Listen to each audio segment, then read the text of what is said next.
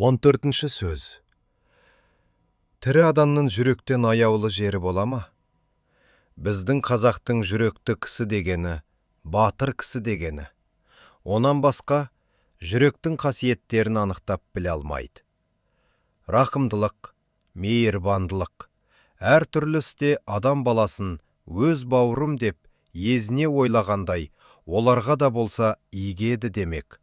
Бұлар жүрек ісі. Асықтық та жүреректің ісі.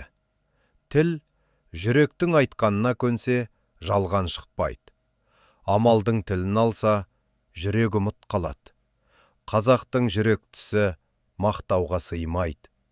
Айтқанға көнгіш, уағдада тұрғыш, бойын жаманшылықтан тез жиып алғыш, көштің соңынан итше ере бермей, адасқан көптен атының басын бұрып алуға жараған, әділетті ақыл мойындаған нәрсеге, қиын да болса мойындау, әділетті ақыл мойындамаған нәрсеге, оңай да болса мойындамау ерлік, батырлық, осы болмаса, қазақтың айтқан батыры әншейін жүректі емес, қасқыр жүректі деген сөз.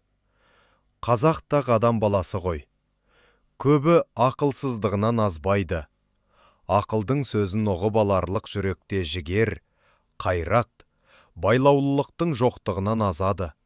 Білімді білсе де, арсыз, қайратсыздығынан ескермей, ұстамай кетеді.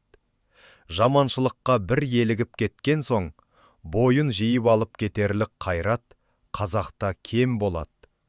Осы жұрттың көбінің айтып жүрген мықты жігіт, ер жігіт, пысық жігіт деп ат қойып жүрген кісілерінің бәрі пәлеге, жаманшылыққа еліртпек үшін бірін-бірі айда, батырлап, қыздырып алады да, артын ойлатпай азғыратұғын сөздері.